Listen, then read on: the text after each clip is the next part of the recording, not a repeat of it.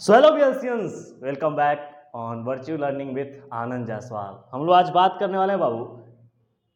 आज हम लोग बात करने वाले अम्ल, क्षार और लवण, जो कि क्लास चल रही थी, जैसे चल रही थी वैसे शेड्यूल्ड है क्लास 6 बजे, परंतु थोड़ी सी हम लोग कुछ प्रॉब्लम की वजह से हम लोग फेस नहीं कर पा रहे थे। ठीक है, तो अगर हम बात करें कि आज हम लोग क्या बात करने वाले हैं, तो हम लोग वही रिकैप करने वाले हैं कि अम्ल, क्षार और लवण अभी तक क्या पढ़ाया गया है।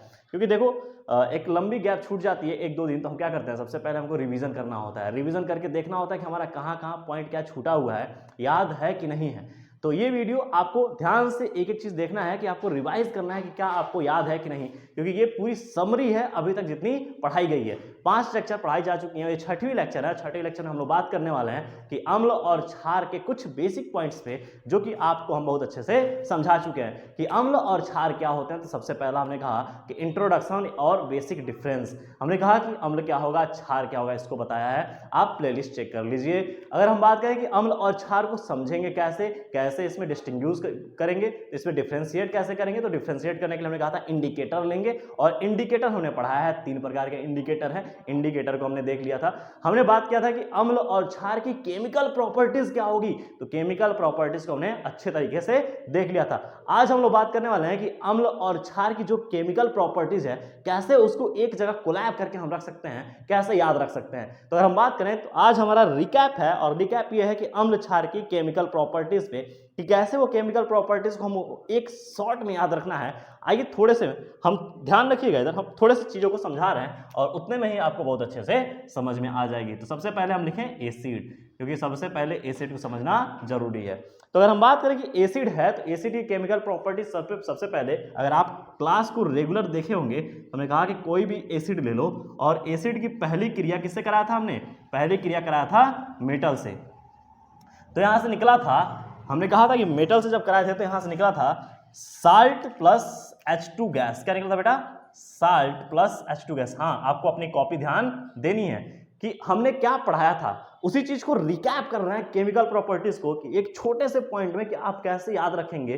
2-3 लेक्चर की क्लास थी, परंतु आप कैसे उसको डायरेक्टली याद रखेंगे, इस चीज को हम यहाँ पे देख रहे हैं। तो हम बात करें दूसरा क्या था, हमने कहा था कि एसिड रिएक्ट विथ, हमने कहा था कि मेटल कार्बोनेट। किससे बेटा, मेटल कार्बोनेट। अगर मेटल कार्बोनेट के साथ रिएक्ट करा देंगे, तो मेटल कार्बोनेट के साथ जैसे ही रिएक्ट कराएंगे, तो ये हमने कहा था कि साल्ट बनेगा, और साल्ट बनेगा प्लस CO2 बनेगा, और साथ में H2O बनेगा।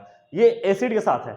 हमने कहा था तीसरा, हमने कहा था कि इसको रिएक्ट करा दिया जाए मेटल हाइड्रोजन कार्बोनेट से। किसे बेटा, मेटल हाइड्रोजन कार्बोनेट से। और जैसे ही ये रिएक्ट कराए थे हमने देखा था कि ये फिर से क्या बना था, साल्ट, CO2 और वाटर।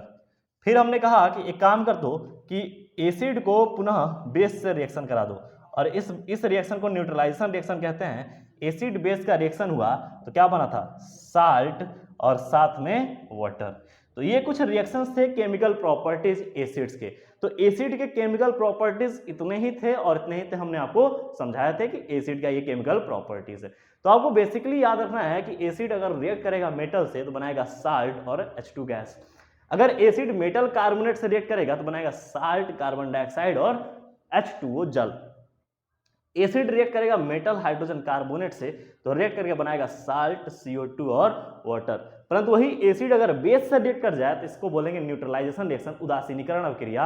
और यह उदासीनीकरण अभिक्रिया यह बताती है कि उत्पाद में क्या बनेगा, साल्ट और वाटर। क्या इतनी बात समझ में आ रही है, ये एसिड का हो गया। अगर मैं यहीं पे लिख दूं कि अगर ये बेस का लिखूं, यहाँ पे मैं ऊपर चढ़ा दे रहा हूं बेस, कि अगर बेस की केमिकल प्रॉपर्टीज देखी जाए तो बेस की केमिकल प्रॉपर्टीज कुछ इसी प्रकार होंगी कि अगर पुनः बेस को हमने कहा कि मेटल से रिएक्ट करा दिया, किससे बेटा, मेटल से। तो बेस को अगर मेटल से रिएक्ट कराएंगे तो वही हमने कहा था कि साल्ट बनेगा और H2 गैस मिलेगा। कोई दिक्कत, कोई दिक्कत यहाँ पे। अब यहाँ देखो, दूसरी बात हमने कहा कि अब यहां हम क्रिया कराएंगे नॉन मेटल कार्बोनेट से। किससे बेटा, नॉन मेटल कार्बोनेट से। और जैसे ही नॉन मेटल कार्बोनेट से रिएक्ट कराएंगे, ये उत्पाद में पुनः हमको देंगे साल्ट प्लस कार्बन डाइऑक्साइड और वाटर। क्या ये बात समझ में आ रही है, परंतु ये बेस कभी भी मेटल कार्बोनेट से नॉन मेटल कार्बोनेट से क्रिया करते नहीं हैं। और यहाँ से ये हमने इस रिएक्शन को देखा था कि अगर बात की जाए कि बेस रिएक्ट करेंगे कि नहीं, तो बेस मेटल कार्बोनेट से कोई रिएक्शन नहीं करते हैं। तो यहाँ पे हम मेटल कार्बोनेट लेंगे, नॉन मेटल हमने ले लिया था, हम यहाँ ले लें कि मेटल कार्बोनेट, तो बेस मेटल कार्बोनेट से रिएक्ट नहीं करते हैं। ये रिएक्शन आपको हम समझाए थे। अगर हम कहें कि तीसरा पॉइंट था कि बेस अगर मेटल, यही जो लिया गया था, मेटल हाइड्रोजन कार्बोनेट से क्रिया करा दी जाए तो इससे भी कुछ भी नहीं प्राप्त होगा। क्या ये रिएक्शन याद आ रही है? इस रिएक्शन को हमने समझाया था कि जब भी कोई बेस मेटल हाइड्रोजन कार्बोनेट से क्रिया करेगा तो उत्पाद में कुछ भी प्राप्त नहीं होगा। फिर हमने कहा कि बेस को एसिड से रिएक्ट करा दिया जाए। किससे बेटा? एसिड से। तो जैसे ही एसिड से रिएक्ट कराएंगे तो क्या बन जाएगा? साल्ट और H2 गैस। क्या इतनी बात समझ में आ रही है? तो देखिए, ध्यान रखने वाली चीजें हैं कि chemical properties of acid and base जो हमने इतने पढ़ाए थे उसका ये समराइज है। और ये छोटे छोटे पॉइंट है परंतु खतरनाक पॉइंट है। इसके एग्जाम्पल हमने आपको कराए हैं। आपको ये याद रखना पड़ेगा कि अगर बेस, कौन है ये? बेस। समझिएगा, अगर नए बच्चे अगर इस वीडियो को देख रहे हैं तो बेटा जजमेंटल ना होइएगा। सबसे पहले आपको प्लेलिस्ट जाना पड़ेगा। प्लेलिस्ट जाके एक एक को अच्छे से केमिकल प्रॉपर्टीज को समझिएगा कि बेस रिएक्ट कर रहा है मेटल से, क्या बनेगा? साल्ट और H2 गैस। ठीक है। और वहीं अगर बेस रिएक्ट कर दे मेटल कार्बोनेट से तो कुछ भी रिएक्शन नहीं होता है। और हमने कहा बेस मेटल हाइड्रोजन कार्बोनेट से भी रिएक्ट करे तो कुछ भी फर्क नहीं पड़ता है। और हमने लास्टली कहा था कि बेस अगर एसिड से क्रिया करेगा तो H2 गैस मिलेगा। अब यहीं पे हम बात करें कि मेटल ऑक्साइड, एक रिएक्शन और हम बात करेंगे कि मेटल ऑक्साइड जो एसिड है, एसिड अगर मेटल ऑक्साइड से, कल हमने बात किया था पिछले टर्म पे, जो लेक्चर पुराना लेक्चर है कि मेटल ऑक्साइड, तो क्या होते हैं मेटल ऑक्साइड? तो हमने कहा मेटल और ऑक्सीजन जब लिप्त हो तो उसे क्या बोलेंगे? Metal oxide. तो जब एसिड मेटल ऑक्साइड से रिएक्ट करता है तो बनाता है साल्ट प्लस वाटर। क्या बनाता है बाबू? Salt plus water. ध्यान रखिएगा। उसी प्रकार अगर हम कहें कि बेस जो है, बेस, ध्यान रखिएगा कि हम कहें कि जो बेस है इसको रिएक्ट कराते हैं नॉन मेटल ऑक्साइड से, और ये जब नॉन मेटल ऑक्साइड से रिएक्ट करता है तो ये भी बनाता है साल्ट और साथ में वाटर। क्या मेरी बात समझ में आ रही है? तो ये आपको ध्यान रखना पड़ेगा कि नॉन मेटल ऑक्साइड और मेटल ऑक्साइड। हमने कहा था कि जो मेटल ऑक्साइड होंगे वो, उनका बिहेवियर कैसा होगा कि वो थोड़े क्षारीय होंगे। तो देखो, क्षारीय जब होंगे तो इसलिए मैंने नीचे ही लिखा है, इनकी प्रवृत्ति कैसी होगी? क्षारीय। तो एसिड बेस जैसे रिएक्ट कर रहे थे वैसे ये भी हो जाएंगे। हमने कहा था कि जब ये बेस है और बेस नॉन मेटल ऑक्साइड से जब रिएक्ट करेंगे तो फिर पुनः क्या मिला था? Salt plus water.